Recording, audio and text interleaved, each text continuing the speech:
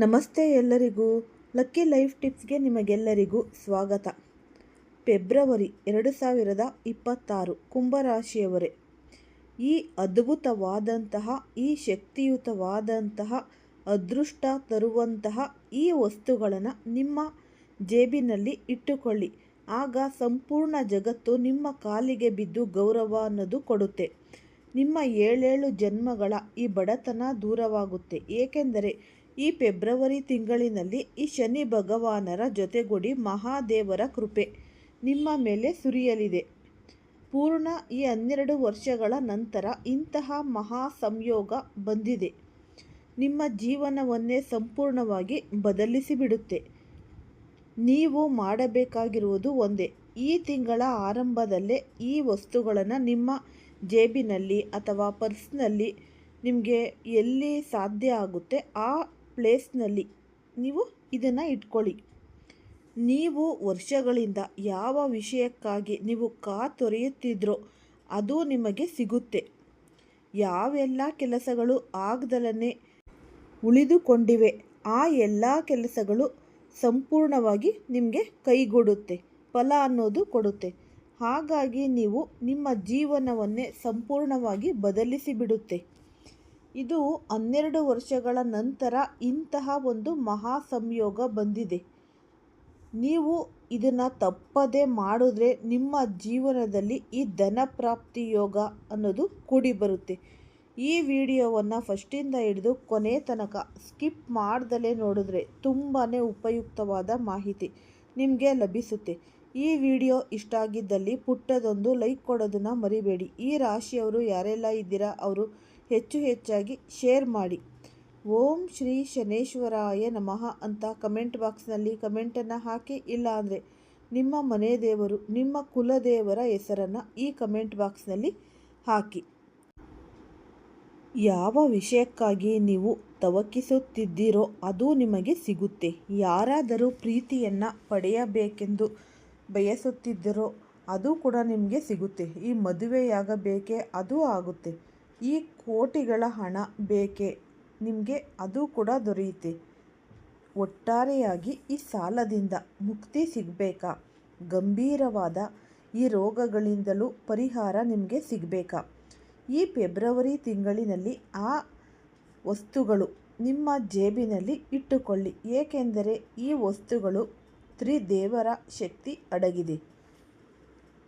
ಈ ವರ್ಷದ ಈ ಜನವರಿ ತಿಂಗಳು ನಿಮ್ಮ ಜೀವನದಲ್ಲಿ ತುಂಬ ಸ್ವಲ್ಪ ಈ ಮಧ್ಯಮ ಅಂತಲೇ ಅನ್ನಬಹುದು.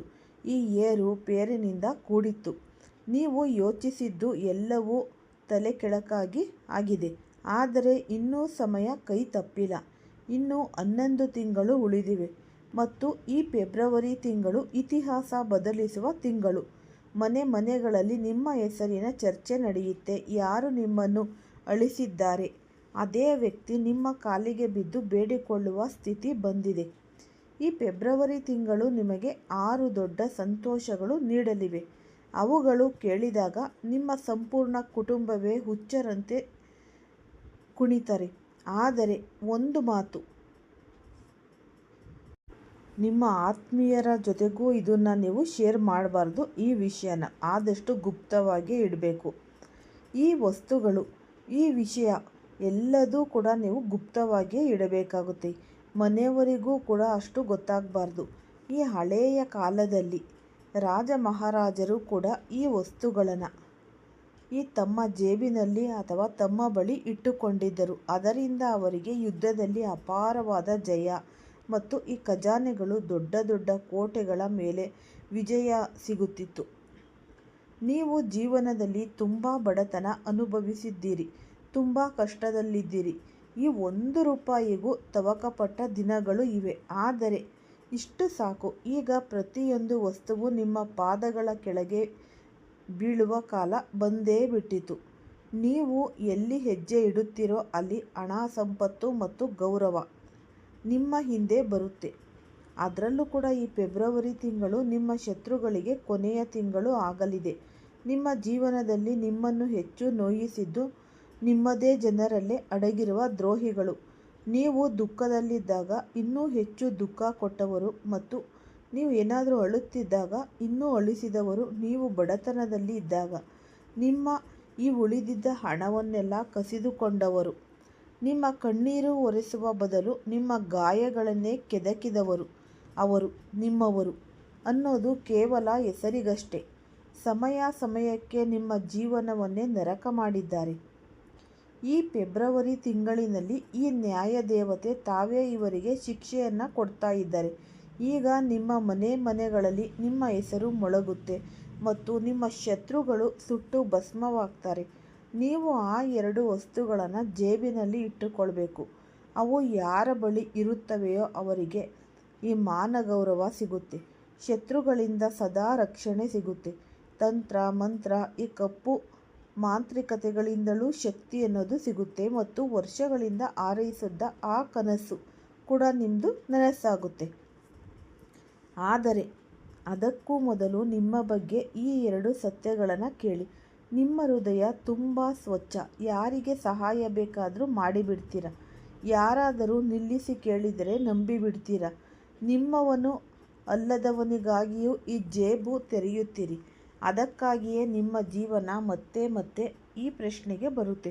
ಎಷ್ಟು ದುಡಿದರೂ ನನ್ನ ಬಳಿ ಏಕೆ ಏನೂ ಉಳಿಯಲ್ಲ. ನೀವು ದುಡಿಯುತ್ತೀರಾ, ಆದರೆ ಉಳಿಸಿಕೊಳ್ಳಲು ಬರದೇ ಇರುವುದೇ ನಿಮ್ಮನ್ನು ನಿಧಾನವಾಗಿ ಬಡತನ ಕಡೆ ಅನ್ನೋದು ತಳ್ಳುತ್ತೆ. ನೀವು ಎಲ್ಲರಿಗಾಗಿ ನಿಂತಿದ್ದೀರಾ, ಸ್ನೇಹಿತರಿಗಾಗಿ, ಸಂಬಂಧಿಕರಿಗಾಗಿ, ಅಗತ್ಯವಿರುವವರಿಗಾಗಿ. ಆದರೆ ನಿಮ್ಮ ಮೇಲೆ ಸಂಕಷ್ಟ ಬಂದಾಗ ನೀವು ಒಬ್ಬರೇ ಅನ್ನೋದು ಗೊತ್ತಾಗುತ್ತೆ. ಯಾರಿಗೆ ನೀವು ಹೆಚ್ಚು ಸಹಾಯ ಮಾಡಿದ್ದೀರೋ ಅವನೇ ಮೊದಲು ಬೆನ್ನು ತಿರುಗಿಸಿದ್ದಾನೆ. ಈ ನೋವು ನಿಮ್ಮ ಆತ್ಮವಿಶ್ವಾಸ ಮತ್ತು ಶಕ್ತಿಯನ್ನು ಒಳಗೊಳಗೆ ಕುಗ್ಗಿಸಿದೆ.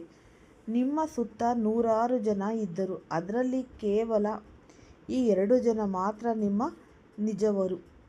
ಮತ್ತು ಈ ಉಳಿದವರು ಲಾಭಕ್ಕಾಗಿ ಮಾತ್ರ. ಇದಕ್ಕಾಗಿಯೇ ನಿಮ್ಮ ಜೀವನ ಇಷ್ಟು ಗೊಂದಲ, ದುಃಖ ಮತ್ತು ನೋವಿನಿಂದ ತುಂಬಿದೆ.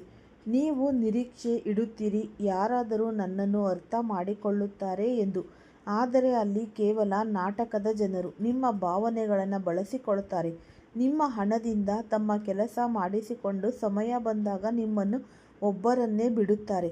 ಈ ಆಸ್ಪತ್ರೆಯಲ್ಲೂ, ಜಗಳದಲ್ಲೂ, ಸಂಕಷ್ಟದಲ್ಲೂ ನೀವು ನಿಮ್ಮನ್ನು ಒಂಟಿಯಾಗಿಯೇ ಕಂಡಿದ್ದೀರಿ. ಆದ್ದರಿಂದ ಈ ಫೆಬ್ರವರಿಯಿಂದ ಒಂದು ನಿಯಮ ಮಾಡಿ. ಯಾರು ನನಗಾಗಿ ನಿಂತಿದ್ದಾರೋ ನಾನು ಅವರಿಗಾಗಿ ನಿಲ್ಲುತ್ತೇನೆ. ಉಳಿದವರಿಗೆ ಉಚಿತ ಸೇವೆ ಇನ್ನೂ ಬೇಡ ಅಲ್ವಾ? ಈ ನಿಮ್ಮ ಅಣ್ಣನೇ ಆಗಿದ್ದರೂ ಮತ್ತೊಬ್ಬ ತಮ್ಮನೇ ಆಗಿದ್ದರೂ ಮುಖ್ಯ ಮಾತು, ಈ ವಸ್ತುಗಳು ಜೇಬಿನಲ್ಲಿ ಇಟ್ಟ ನಂತರ ಅದರ ಬಗ್ಗೆ ಮನೆಯವರಿಗೂ ಹೇಳಬೇಡಿ. ಈ ಸರಳವಾದ ಉಪಾಯವನ್ನು ಸಂಪೂರ್ಣ ಗುಪ್ತವಾಗಿ ಮಾಡಿದರೆ ಹಣ ಒಂದು ಕಡೆಯಲ್ಲ, 1000 ಕಡೆಗಳಿಂದ ನಿಮಗೆ ಬರತೊಡಗುತ್ತೆ. ಎಲ್ಲಿಂದ ಬರುತ್ತಿದೆ ಅನ್ನೋದೇ ನಿಮಗೆ ಅರ್ಥವಾಗುವುದಿಲ್ಲ. ಆದರೆ ಅಹಂಕಾರ ಪಡಬೇಡಿ. ಅಹಂಕಾರ ಬಂದರೆ ಲಕ್ಷ್ಮೀದೇವಿ, ಮಹಾದೇವ ಮತ್ತು ಶನಿ ಭಗವಾನರು ಕೋಪಗೊಂಡು ಸ್ಥಿತಿ ಮತ್ತೆ ಕೆಟ್ಟದಾಗಬಹುದು. ಆದ್ದರಿಂದ ಈ ವಿನಯ, ಗೌರವ ಮತ್ತು ಶ್ರದ್ಧೆಯಿಂದ ಈ ಉಪಾಯವನ್ನು ಪಾಲಿಸಿ. ನಿಮ್ಮದೇ ಜೀವನದಲ್ಲಿ ಹಣ ಬರುತ್ತಿದ್ದರೆ ಸಂತೋಷ ಅಲ್ವಾ? ಮನಸ್ಸಿನಲ್ಲಿ ಅಹಂಕಾರ ಬರಬಾರದು. ನಿಮಗಿಂತ ಹಿರಿಯರಿಗೆ ಗೌರವ ನೀಡಿ. ನಿಮಗಿಂತ ಕಿರಿಯರಿಗೂ ಈ ಗೌರವ ಅನ್ನೋದು ಕೊಡಬೇಕು. ಈಗಲೇ ನಾನು ಈ ಮಾರ್ಗದಲ್ಲಿ ಮುಂದುವರಿಯುತ್ತೇನೆ. ನಾನು ಹೆಚ್ಚು ತಿರುಗಿಸಿ ಮಾತನಾಡುವುದಿಲ್ಲ, ನೇರವಾಗಿ ವಿಷಯಕ್ಕೆ ಬರೋಣ. ಹಾಗಾಗಿ ನೀವು ನಿಮ್ಮ ಜೀವನಕ್ಕೆ ಸಂಬಂಧಿಸಿದಂತೆ ನಿಮ್ಮ ಜೀವನದಲ್ಲೂ ಒಳ್ಳೆ ವಿಷಯಗಳು ನಡಿಬೇಕು. ಹಾಗಿದ್ರೆ ನೀವು ಆದಷ್ಟು, ನಾನು ಮತ್ತೊಮ್ಮೆ ಹೇಳ್ತಾ ಇದ್ದೀನಿ, ಈ ವಿಡಿಯೋನ ಸ್ಕಿಪ್ ಮಾಡ್ದಲೇ ನೋಡಿದ್ರೇ ನಿಮಗೆ ಅರ್ಥ ಆಗೋದು. ಜೀವನದಲ್ಲಿ ಅತಿ ದೊಡ್ಡ ನೋವು ಮತ್ತು ನೀವು ದುಃಖದಲ್ಲೇ ಇದ್ದವರು ಮತ್ತು ಸಹಿಸಬಹುದು, ಬಡತನದಲ್ಲೂ ಬದುಕಬಹುದು. ಆದರೆ ಯಾರು ನಿಮಗೆ ನೋವು ಕೊಡಬಾರದು, ನಿಮ್ಮವರು ಮುಖ ತಿರುಗಿಸಬಾರದು, ನಿಮ್ಮವರೇ ನಿಮ್ಮ ಶತ್ರುಗಳೇ ಆಗಬಾರ್ದು. ಇದುವೇ ನಿಮ್ಮ ದೊಡ್ಡ ಆಸೆ. ನೀವು ಏನಾದರೂ ಒಂದು ಸ್ವಲ್ಪ ಈ 3 ಹೊತ್ತು ತಿನ್ನೋದಕ್ಕಿಂತ 1 ಹೊತ್ತು ತಿಂದ್ರೂ ನೆಮ್ಮದಿಯಾಗಿ ಇರಬೇಕಪ್ಪ ಅನ್ನೋರು ನೀವು. ಈ ಪ್ರೀತಿ ಮತ್ತು ನಂಬಿಕೆಯ ಈ ಜಂಜಾಟದಲ್ಲಿ ಬೀಳಲು ಬಯಸುವುದಿಲ್ಲ. ಏಕೆಂದರೆ ಇಲ್ಲಿ ನೋವು ಅಪಾರ. ಈ ವಿಷಯಗಳಲ್ಲಿ ನಿಮ್ಮ ನಂಬಿಕೆ ಈಗಾಗಲೇ ಹಲವಾರು ಬಾರಿ ಮುರಿದು ಹೋಗಿದೆ. ಆ ನಂಬಿಕೆಯ ಮುರಿತವೇ ಇಂದು ನಿಮ್ಮನ್ನು ಈ ಸ್ಥಿತಿಗೆ ತಂದು ನಿಲ್ಲಿಸಿದೆ. ನೀವು ಯಾರ ಮೇಲೂ ಈ 1% ಆದರೂ ನೀವು ನಂಬಿಕೆ ಇಡುವುದಕ್ಕೂ ಹೆದರುತ್ತೀರಿ. ಆದರೂ ಕೂಡ ನೀವು ಮತ್ತೆ ಮತ್ತೆ ನಂಬ್ತೀರ. ಈಗ ಮೊದಲ ವಿಷಯಕ್ಕೆ ನಾವು ಬರೋಣ. ಗಮನವಿಟ್ಟು ಕೇಳಿ. ಈ ಫೆಬ್ರವರಿ ತಿಂಗಳಲ್ಲಿ ನಮಗೆ ಅತ್ಯಂತ ಅಗತ್ಯವಿರುವುದು ಈ ಶನಿದೇವರ ಕೃಪೆ. ಮತ್ತು ಈ ಸಮಯದಲ್ಲಿ ಶನಿದೇವರು ನಿಮ್ಮ ಮೇಲೆ ಬಹಳ ದಯಾಳುಗಳಾಗಿ ಕಾಣಿಸಿದ್ದಾರೆ. ನೀವು ಒಂದು ವಿಶೇಷ ವಸ್ತುವನ್ನು ನಿಮ್ಮ ಜೇಬಿನಲ್ಲಿ ಅಥವಾ ಈ ಪರ್ಸ್ನಲ್ಲಿ ಇಟ್ಟುಕೊಂಡರೆ ಶನಿ ನಿಮಗೆ ಅಪಾರ ಧನವನ್ನು, ಸಂತೋಷವನ್ನು ಮರಳಿ ಕೊಡ್ತಾರೆ. ಏಕೆಂದರೆ ಆ ವಸ್ತು ಶನಿಗೆ ಬಹಳನೇ ಇಷ್ಟ.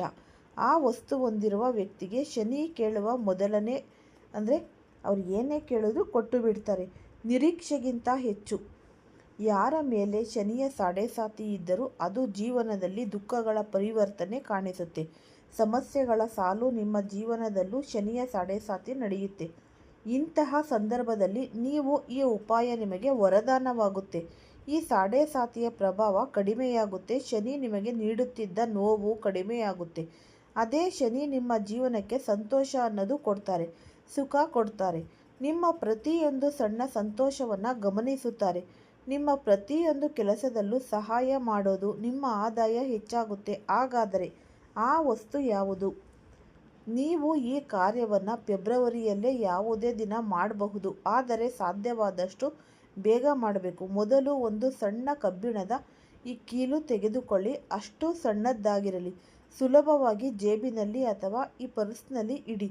ಸಾಧ್ಯವಾಗಬೇಕು. ಈ ಕಬ್ಬಿಣದ ಕೀಲನ್ನು ಶನಿ ದೇವಸ್ಥಾನಕ್ಕೆ ತೆಗೆದುಕೊಂಡು ಹೋಗಿ ಶನಿದೇವರ ಮುಂದೆ ಇಟ್ಟು 11 ಅಥವಾ 21 ಬಾರಿ ಈ ಮಂತ್ರವನ್ನು ನೀವು ಜಪಿಸಿ. ಶನೇಶ್ವರಾಯ ನಮಃ ಅಂತ, ಓಂ ಶನೇಶ್ವರಾಯ ನಮಃ ಅನ್ನೋ ಮಂತ್ರವನ್ನು ನೀವು ಹೇಳಿ. ನಿಮ್ಮ ಮನದ ಇಚ್ಛೆಯನ್ನು ಶನಿದೇವರಿಗೆ ಹೇಳಿ. ನಂತರ ಆ ಕೀಲನ್ನು ನಿಮ್ಮ ಪರ್ಸ್ನಲ್ಲಿ ಅಥವಾ ಜೇಬಿನಲ್ಲಿ ಇಟ್ಟುಕೊಳ್ಳಿ. ಸಂಪೂರ್ಣ ತಿಂಗಳು ನಿಮ್ಮ ಬಳಿ ಸುರಕ್ಷಿತವಾಗಿರಬೇಕು. ಈ ಕಬ್ಬಿಣದ ಮೇಲೆ ಶನಿಯ ಅಧಿಕಾರವಿದೆ ಎಂದು ಶಾಸ್ತ್ರಗಳಲ್ಲಿ ಹೇಳಲಾಗಿದೆ. ಅದು ಶನಿಯ ಸಕಾರಾತ್ಮಕ ಶಕ್ತಿಯನ್ನು ಹೀರಿಕೊಂಡು ನಿಮಗೆ ಹಾನಿಯಿಂದ ರಕ್ಷಣೆ ನೀಡುತ್ತೆ. ಇದರಿಂದ ಹಣದ ಅಡಚಣೆಗಳು ದೂರವಾಗುತ್ತವೆ. ಆದರೆ ಈ ಉಪಾಯ ಮಾಡುವ ಮೊದಲು ಒಂದು ಶುದ್ಧೀಕರಣ ಪ್ರಕ್ರಿಯೆ ಇದೆ. ಕಬ್ಬಿಣದ ಕೀಲನ್ನು ಒಂದು ಪಾತ್ರೆಯಲ್ಲಿ ನೀವು ಈ ಎಣ್ಣೆಯಲ್ಲಿ ಕನಿಷ್ಠ 5 ನಿಮಿಷ ಮುಳುಗಿಸಿ ಶುದ್ಧ ಮಾಡಿ. ನಂತರ ಅದನ್ನು ಶನಿ ದೇವಸ್ಥಾನಕ್ಕೆ ತೆಗೆದುಕೊಂಡು ಹೋಗಿ ದೇವಸ್ಥಾನದಲ್ಲಿ ಈ ಮಾತನ್ನು ಹೇಳಿ. ಶನಿದೇವ, ನಾನು ತಿಳಿದು ತಿಳಿಯದೆ ಮಾಡಿದ ಯಾವುದೇ ಕರ್ಮದೋಷ ಇದ್ದರೆ ಕ್ಷಮಿಸು. ನನ್ನ ಪರಿಶ್ರಮ ವ್ಯರ್ಥವಾಗದಂತೆ ನೋಡಿಕೋ. ನನಗೆ ಧನ, ಶಾಂತಿ ಮತ್ತು ಸ್ಥಿರತೆ ನೀಡು. ಈ ಉಪಾಯದಿಂದ ಶನಿಯ ಸಾಡೆಸಾತಿಯಿಂದ ಮುಕ್ತಿ ಸಿಗುತ್ತೆ. ಶನಿ ಶಾಶ್ವತ ಫಲ ಕೊಡ್ತಾರೆ, ತಾತ್ಕಾಲಿಕವಲ್ಲ. ಇನ್ನೊಂದು ರಾಮಬಾಣದ ಉಪಾಯ. ಈ ಫೆಬ್ರವರಿಯಲ್ಲಿ ಶಿವರಾತ್ರಿ ಬರುತ್ತಿದೆ. ಶನಿ ಮತ್ತು ಮಹಾದೇವ ಇಬ್ಬರೂ ಕೃಪೆ ಸಿಕ್ಕರೆ ನಿಮ್ಮ ಜೀವನದ ಈ ದೋಣಿ ದಡ ಸೇರುತ್ತೆ. ಇದಕ್ಕಾಗಿ ಪಂಚಮುಖಿ ರುದ್ರಾಕ್ಷಿ ತೆಗೆದುಕೊಳ್ಳಿ. ಸ್ನಾನ ಮಾಡಿ ಶುದ್ಧವಾಗಿ ದೇವಾಲಯಕ್ಕೆ ಹೋಗಿ ಶಿವಲಿಂಗಕ್ಕೆ ಹಾಲು, ಮೊಸರು, ಜೇನು ಅರ್ಪಿಸಿ. ನಂತರ ರುದ್ರಾಕ್ಷಿಯನ್ನು ಶಿವಲಿಂಗಕ್ಕೆ ಸಮರ್ಪಿಸಿ. ಬಿಲ್ವಪತ್ರೆ ಅರ್ಪಿಸಿ ಈ ಜಲಾಭಿಷೇಕ ಮಾಡಿ. ನಂತರ ಆ ರುದ್ರಾಕ್ಷಿಯನ್ನು ನಿಮ್ಮ ಬಳಿ ಇಟ್ಟುಕೊಳ್ಳಿ. ಪರ್ಸಿನಲ್ಲಿ ಅಥವಾ ಎಲ್ಲಿ ನಿಮಗೆ ಅನುಕೂಲ ಆಗುತ್ತೆ ಅಲ್ಲಿ ನೀವು ಇಟ್ಕೊಳ್ಳಿ. ಶಿವ ಮತ್ತು ಈ ಶನಿ ಭಗವಾನರ ಕೃಪೆ ನಿಮಗೆ ಲಭಿಸುತ್ತೆ. ಸೂರ್ಯ ದೇವರ ಈ ಮಹಾರಹಸ್ಯ ಹೇಳಬಹುದು. ಸೂರ್ಯ ಕೇವಲ ಗ್ರಹ ಅಲ್ಲ, ಆತ್ಮ, ತೇಜಸ್ಸು. ಈ ರಾಜಸೂರ್ಯ ದುರ್ಬಲವಾದರೆ ಹಣ ಬಂದರೂ ಕೂಡ ಉಳಿಯಲ್ಲ, ಗೌರವ ಸಿಗಲ್ಲ, ಈ ಜನ ಅವಮಾನಿಸುತ್ತಾರೆ. ಆದಷ್ಟು ಈ ಭಾನುವಾರ ಬೆಳಗ್ಗೆ ತಾಮ್ರದ ಒಂದು ಚಿಕ್ಕ ನಾಣ್ಯ ತೆಗೆದುಕೊಂಡು ನೀವು ಸೂರ್ಯೋದಯದ ಸಮಯದಲ್ಲಿ ಆರ್ಘ್ಯವನ್ನು ನೀಡಿ. ಆ ನಾಣ್ಯವನ್ನು ಕೆಂಪು ಬಟ್ಟೆಯಲ್ಲಿ ಕಟ್ಟಿ ನೀವು ಜೇಬಿನಲ್ಲಿ ಇಟ್ಕೊಳ್ಳಿ. 11 ಭಾನುವಾರಗಳು ಈ ನಿಯಮ ಪಾಲಿಸಿ. ಸೂರ್ಯ ಜಾಗೃತನಾದರೆ ಭಯ ಕಡಿಮೆಯಾಗುತ್ತೆ. ಮಾತಿಗೆ ಈ ತೂಕ ಅನ್ನೋದು ಬರುತ್ತೆ. ಗೌರವ, ಉದ್ಯೋಗ, ವ್ಯಾಪಾರ ಎಲ್ಲವೂ ಕೂಡ ನಿಮಗೆ ಸಿಗುತ್ತೆ. ಸೂರ್ಯ ದೇವನ ಕೃಪೆ ನಿಮ್ಮ ಮೇಲಿದ್ರೆ ಆತನನ್ನು ಯಾರೂ ಒತ್ತಲು ಸಾಧ್ಯವೇ ಇಲ್ಲ. ಈ ಭಾಗ್ಯವೇ ಈ ಮನೆ ಬಾಗಿಲಿಗೆ ಬರುತ್ತದೆ. ಆದಷ್ಟು ಈ ಸರಳವಾದ ಈ ವಿಧಿವಿಧಾನಗಳು, ಈ ಉಪಾಯಗಳನ್ನು ನೀವು ಮಾಡಿಕೊಂಡಿದ್ದೇ ಆಗಿದ್ದಲ್ಲಿ ನಿಮ್ಮ ಜೀವನದಲ್ಲಿ ಎಲ್ಲ ಕಷ್ಟಗಳು ನಿರ್ಮೂಲನೆಯಾಗಿ ನಿಮಗೆ ಧನಪ್ರಾಪ್ತಿ ಯೋಗ, ಆರೋಗ್ಯ ಎಲ್ಲವೂ ಕೂಡ ದೊರೆಯುತ್ತೆ.